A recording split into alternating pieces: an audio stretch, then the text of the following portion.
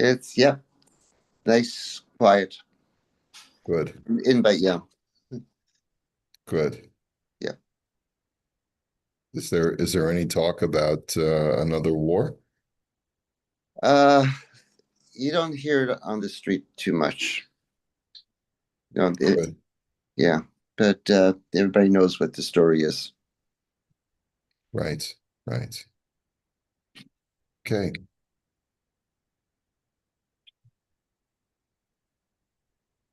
Okay. Hi, Wayne. Hi, How are you? where's everyone? I don't know. Phew. Good morning. Good morning. Okay. Here's the she'elah. We're on a new section about workers' rights and employer rights, worker-employer relations in halacha. So the she'elah is Misha oved b'makom prati o tzibori, when a person works in a private or public place, asr lo lihit, whether in other words, whether in the private sector or in the government sector, asr lo lihitbatel mimalachto afilu lizman muat. He's not allowed to waste time on the job, even for a small period of time. ולכן יש לו להיזהר שלא להשתמש לצרכיו הפרטיים. And therefore, a person can't use his workday for personal use. כגון בטלפון או בפקס או במכונת צילום או בשאר דברים של בעל הבית. He says, for example, to use the telephone or the fax machine. Of course, this is a bit dated, or the copier machine, or anything else that belongs to the employer. Without getting permission from the employer that he's allowed to use these things. So the question now becomes, Mahadin im yodea beveirur shebalabayit eno makbid. What if a person knows for certain that the employer doesn't mind? Is it express permission or just the way things are done? Is that kind of the question? Well, he doesn't specify. He just says, what if you know for sure that the employer doesn't mind? Oh, shekibel rishus me'achrai sha'alav, or you got permission from your manager. Ha'im az mutar lo lihishtamesh b'otam hadvarim litzrachav. Are you then now allowed, do you now have sort of like a blanket permission to use these accessories in your workplace? O yesh lo lekabel rishus mibal habayis atzmo, or do you need to get express permission from the employer? V'rak az yiyeh mutar lihishtamesh, and only then will it be permissible. So the answer is shuva mutar lefoel lihishtamesh litzarcho ba'otam hadvarim hatzrichim lo. So the answer is it is permitted for a worker to use these things for personal use if you know for certain that the employer doesn't mind. But even if there's a slight doubt that the employer may not want you to use his copier machine or his phone for personal use, then you can't use it. Unless you get express permission from the employer. If, however, let's say you work for a big corporation and your manager gives you permission, so he's not the balabas. However, you are permitted to still use those appliances because you're allowed to assume that the manager has gotten the rights to make those calls.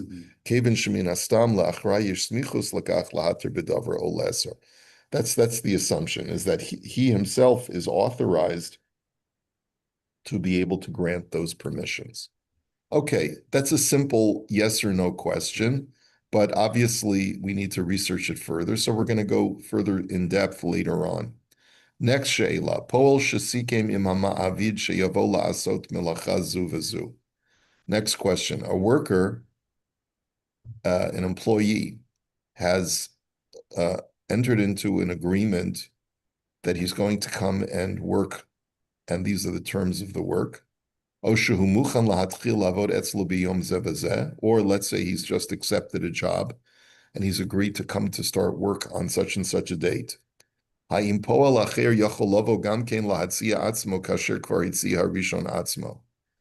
another person have a right, if he knows that the job has already been offered to Ruvain, does Shimon have a right to try and vie for that very same job by presenting himself and asking for the opportunity to get the job? Okevin shesikem hamavidim hapol arishon asur lepoel hasheni lahatzi atzmo sheyavod etzlav arishon yafsidus makom avodaso. Or is this not permitted because what you're doing, it's like ani hamahapich b'chararav. Remember that term? It means if a poor person is already prospecting a garbage heap, you're not allowed to muscle in on his turf. So is this in any way encroaching on someone else's rights because they've already been offered the job? Do you have a moral or halachic obligation to withdraw any efforts to try and get the job? Well, it's not on the employer. This is strictly on the two people who want the job. Right? Well, the employer may have an obligation, but let's say the employer maybe is an unscrupulous individual, and so we don't know. He may decide. It doesn't have to be unscrupulous. I mean, at the end of the day, you want the best person for the job. You're not big.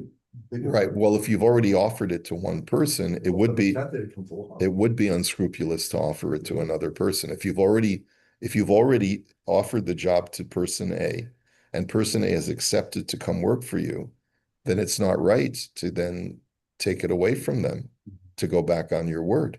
That's why I call him unscrupulous. Okay. So the answer is tshuva, poel shesikem imam ha'avid sheyatchil lavod etzlo, af shelo hitchil lavod v'lo asu kinyan beinehem. If an employee has already agreed to work for an employer, even if he hasn't yet started working, and even if they have not yet made any transactive action, like they haven't made a kinyan, asur lepol hasheni lahatzia atzmo lavod etzlo, im ha'ovid harishon yafsidus makom avodaso. Then if the second person knows about this, and we're dealing with fellow Jews, it's usher for him to go ahead and try to insert himself into that job after the first person after Reuven has already been offered the job. V'yesh omrim kol ha'isr zehu dafka kasher hapoil v'hamavid sichmu es hamachir beinehem. Some say that that's only if the actual terms of the employment have already been spelled out, meaning that it's not just that I offered Reuven a job, but I also told him what the terms of the employment are. Like I told him what the salary is. I told him how many days a week he's going to be working, etc. Then it would be usher for Shimon to try and vie for the same job. But if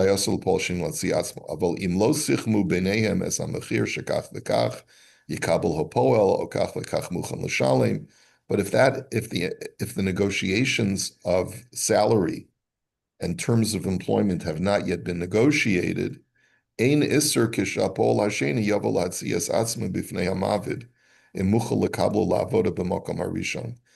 no prohibition, because it's clear from there that a serious offer has not yet been extended and agreed upon. But usually the Paul Shaney wouldn't have that sort of inside information. Well, maybe he would. Maybe the employer shared that with him. Maybe like it's a couple of guys in the back of the shul schmoozing one day, and let's say it's Ron Becker owns a dress shop. Good morning. And he's looking for people to act as tailors for him in his dress shop. And there's two guys that he knows in the shul that might be able to fit the bill. So he already interviewed Reuven, and he told Reuven, "I'm interested. Come back next week and we'll talk terms." And in the meantime, he meets Shimon, and he says, "Oh, Shimon, I think you might even be a better fit." And he tells him everything. And so Shimon says to him, "Look, I don't want to step on anyone's toes. If you've already offered the job to Reuven, I'm not interested. And then Ron Becker says to Reuven, he says, well, I did meet with him, but I haven't discussed any terms with him yet. So Shimon says, well, in that case, I'm willing to sit down and talk with you. Okay, so it is conceivable, right? In that kind of situation. Well, you never run across that. I mean, it's possible. Yeah. Ein iser kishapol hasheni yavo latzias atzmu b'fnei hamavnim muchan lekablo lavoda b'makom harishon. So then there's no prohibition. Kegon shomer lo shehu mumcha o yatchil lasok b'malacha matai sheyirtze o yitpasher imo b'mechir v'chayotze v'zeh. So for example, if Shimon says, look, I like Reuven, he's a nice guy, but he tells Ron, he says, I'm a much better tailor. I have much more experience than Reuven does in making dresses. This is what I did nonstop in the old country, right, or something like that. And not only that, but I'll work for you whenever you want. I can start. I have no family ties that are going to hinder me from starting to work for you, and so forth and so on. B'chein yesh od efsharut acheret shahapoel hasheni yachol lahatzia atzmo lifnei balabayit v'lo yavra l'isr zeh kishabor lo b'vadaut shebalabayit omed lefater et hapoel harishon. Similarly, let's say Reuven has already started work for Ron Becker, and it's clear that that Ron is unhappy with the first worker. He's already made it known that he plans to fire Reuven, to let him go. If he's made that clear to Shimon, then Shimon can say, well, in that case, I may be interested in filling the position. So then there's nothing unethical with that because Ron has already made it known. And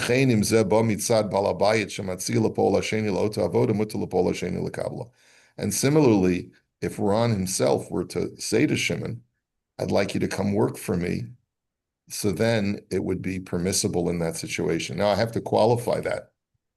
If Ron is unscrupulous, because he's already offered the job to Reuven, just because Ron offers it to Shimon doesn't mean that Shimon can automatically accept it.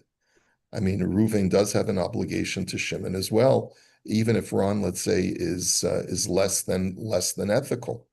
Like if you were to decide for yourself, Shimon, just because you solicit Shimon doesn't mean that Shimon is off the hook from the halachic standpoint. Shimon would, if Shimon knows, yeah, you've already offered the job to Reuven, and you've shaken hands on it, and you've gone through terms, so then Shimon cannot interfere with that. Shimon would have a halachic obligation to say to you, Ron, listen, work things out with Reuven first. If you've already offered him the job, I'm not going anywhere near that job. You have to sit down and negotiate with Reuven, give him some kind of compensation for his trouble and for the disappointment that you caused him and the aggravation. And then then I'll be happy to speak with you. I'm not going to talk to you about the job until you've already severed ties with Reuven. Does this get all thrown out the window if one person's employed? I don't think that in this case, I don't know that there's a difference between a Jew and a non-Jew. I think that I think it'll depend on if a non-Jew is Reuven and he's already been offered the job, then Shimon is not allowed to steal it away from him. He's not allowed to make any efforts to take it away from him. Okay. All right. Hoel shlonasa imo chose. So the next question is similar. What if a worker is working without a contract? So the shaila is Misha Sachar Sapoel Ohevi Bepoel Kablan Kidei Shiyasa Eza Melacha Misuyemes Besikum Kach Vekach Beyom Zevazet. So a person hires a worker, or brings on a contracted worker, like someone is hired for a specific job, and they've already agreed upon a price, and this is what I'm going to pay you, and this is the work that you're going to do for me. Okay. But it was all verbal. Avolo yedei kinyan o heskem biktav. There was no kinyan, there was no contract. Hayim yachol balabayis tahainu amavid lachazor bo lifnei sheyatchilu b'malachtam. Does the employer have a right to cancel the work before the worker has even started? O asr lo lachzar bo midiburo. Or is he not permitted to go back on his word? In other words, which one is it? Does an employer who's just had a verbal agreement with an employee, does he have a right to cancel the job? Let's say, for example, I order a plumber and the guy says, I'm all backed up, but I can come and see you next Tuesday. Okay. And says, okay, I want you to come next Tuesday, put it in your calendar. And the guy sets aside the time and he sets aside the effort and gets the part that he knows that you need. And he's going to come next Tuesday and install it. Do you have a right to cancel him before then? בפרט שבזמן שהסכימו עמו יוכלו למצוא עבודתם במקום אחר, ועכשיו אחרי החזר לא ימצאו מלאכה אצל בעל הבית אחר להשתכר בה. And this is especially relevant in a situation where the employee has accepted the job and he set aside the time, and now you cancel on him in the last minute, doesn't give him time to find another job in that place. So is there any halachic or even ethical obligation to go through with that commitment if, let's say, you're able to find someone else to do it? Okay, so that's really the question. What is the halachic imperative when you've already verbally committed to someone that you're going to pay them to work for you? At what point are you allowed to cancel that job? Okay? So the tshuva is, and we've seen this before, that usually the Gemara's attitude is that if there's been no kinyan and there's been no contract, either side can back out at any time. We've seen this before. Okay? But let's see how this rabbi approaches it. Misha Sacher es hapoel ohevi pol kablan k'dei lasus etzlo izem malacha mesuyemes v'sikim imon b'dibur bilvad al sikam kach lekach v'yom zeh v'zeh sheyatchilu b'malachtam. If there is this situation where someone hires someone to do a specific job for them, and already the terms have been agreed upon, everything has been verbalized, but nothing has been signed. Ela shekodem shebo lahatchel b'malachtam yitcharet v'chazbo midibur shesikim imohem. But before the work has started, the employer has decided to cancel the work. He doesn't want the guy to work for him. Im b'torach matzu otam hapoalim malacha acheres bizman chazaras balabayis kedei lihistaker ba ein lahem al balabayis elatar umot bilvad. The fact that it's going to be difficult for the employee to fill that time, because now that the job has been canceled the night before, he's not going to be able to find other work. Halachically, the employer is within his rights. It may not be an ethical thing to do, but halachically, he's within his rights. And the only thing that the employee has on the employer is complaints, which is the Gemara's way of saying there is no legal action that you can bring against a guy who hires you verbally without signing a contract. Okay? The yesh omrim, the yesh bogam mishum mechusar amana. Some say that the employer is what is called acting in bad faith, which is a separate category in halacha, which would indicate that it's not permitted for the employer to do that. And if he does, he gets labeled with a mechusar amana, that we can call you a person who acts in bad faith.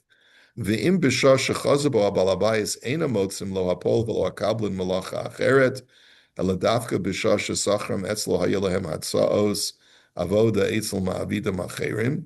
He says, if at the time when the employer cancels the job, it'll be impossible by that time for the worker to find work for that day. Okay. And it was at the time when I hired the worker, when I first called him, he could have found other work to fill that time. U'Lishalim lahem sachar kepol batel v'hasikum hu. So therefore, according to this rabbi, there is an obligation for the employer to pay them partially, at least, for their time. I don't have to pay you for the job, but at least I have to pay you an hourly wage for the amount of time that you had set aside for me. And now that I canceled at the last minute, you have no other jobs to fill up that work. Where this could come into play sometimes is somebody, then they give notice there, let's say this was a higher paying job, was a better job, whatever, and they give notice to their previous employer, they're leaving. And then, then also the job gets canceled, he's in no man's land. So that might Correct. be a reality. It's a real problem. Yesh omrim tzarach l'shalem kemachtzis mehaschar shekavu mitchila, v'yesh omrim pachos ma'at mehaschar shekavu. So some say you pay him half of what the originally contracted amount was, and some say, and of course this is not going to apply in a situation where you've hired someone not for a specific job, but let's say for a long-term position, and then you cancel on him the day before the work is supposed to start, right? So what are you supposed to pay someone? So if it's a specified job like fix my toilet, and then you decide you don't need him, you can do it yourself, or you found somebody else to do it for cheaper. So some say that if you canceled at the last minute, you have to pay them half of what they would have charged, a half of what an hourly wage would have been, assuming that it would have taken about an hour. And some say it's got to be more than half, but slightly less than what you had originally agreed upon. So Different thing. If you, let's say you make a reservation at a restaurant and they know you're coming now they're ordering the food because they're calculating how many people are coming that night, and then you cancel the last minute. You don't, there's no. It's not right. It's not right. If you ever go online and you look at these restaurant groups, I don't happen to see them often, but every once in a while I see this is one of the biggest gripes of restaurant owners, is that people call in and make reservations and either never show up or cancel at the last minute. So if you're a restaurant that is very popular and there's a line waiting outside, so it doesn't make a difference to them. A cancellation, actually, you're doing them a favor. They can serve other people. But there are times, like you're right, that a restaurant is struggling for its survival. And when you make a reservation and then cancel at the last minute, and they've had to turn people away because of that, you've done something certainly that's unethical. The question is, how do you put a price on that? So there are some restaurants who will say at the time of the reservation, we need your credit card. Right? And Israel, they do that all the time really? for Americans. Specifically Americans? Really? The English website. Why? Because the Americans don't show up. What do they charge if you don't show up? 100 shekels usually per person. Per person? Per person, Wow. yeah. And they're popular restaurants. The most popular ones do it. I It's think the opposite of what you just said. I think it's reasonable for them to do that. Yeah, you have to give them a reservation, and then if you cancel, I think within 4 hours.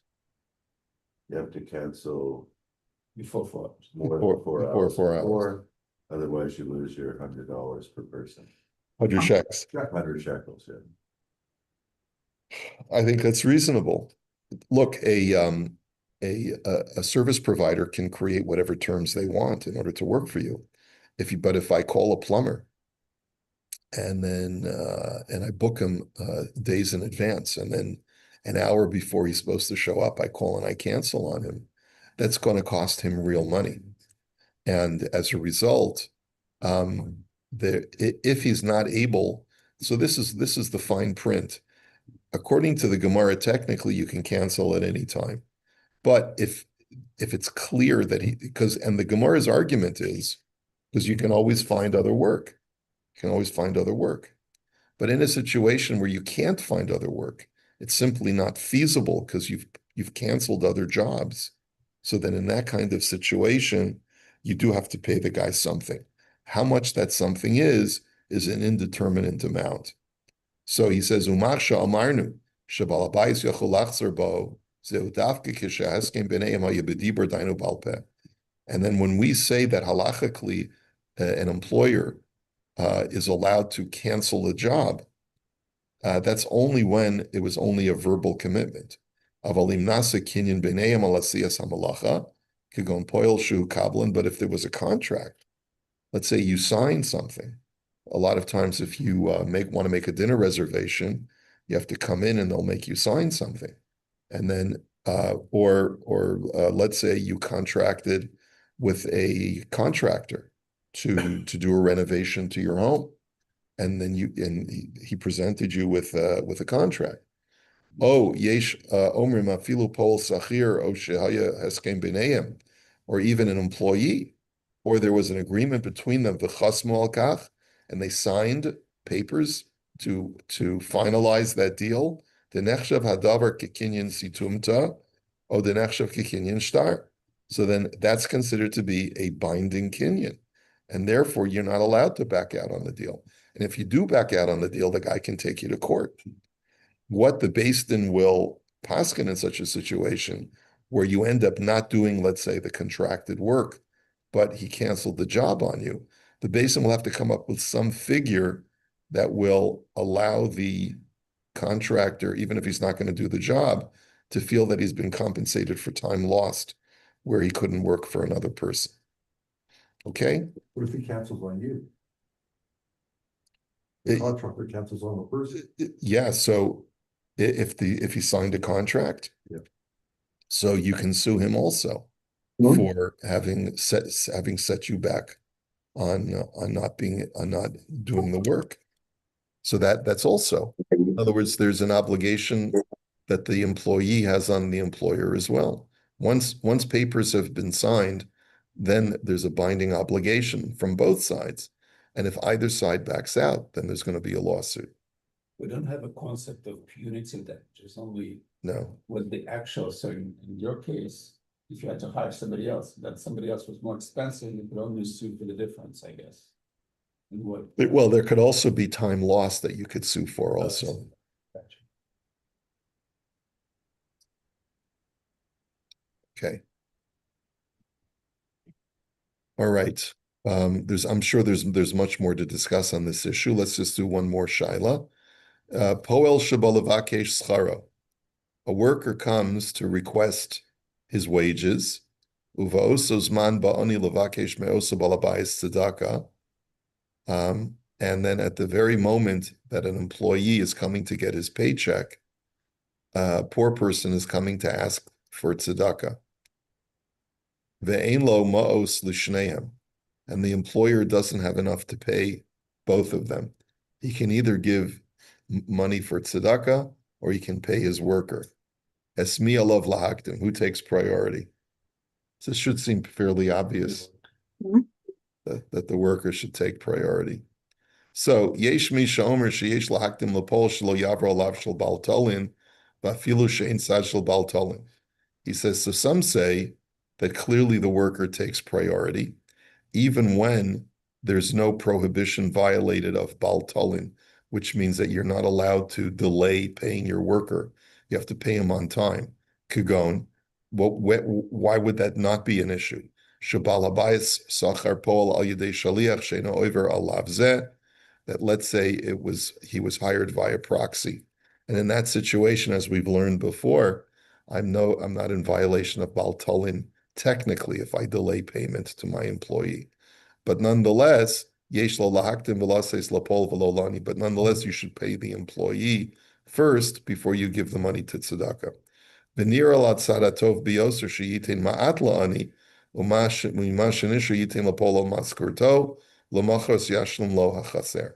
But he says, it seems to me that what would be optimal is if you pay the majority of the wage. Let's say you have exactly $100 on you, and what you owe the worker is $100, but you have a bunch of fives and a bunch of tens.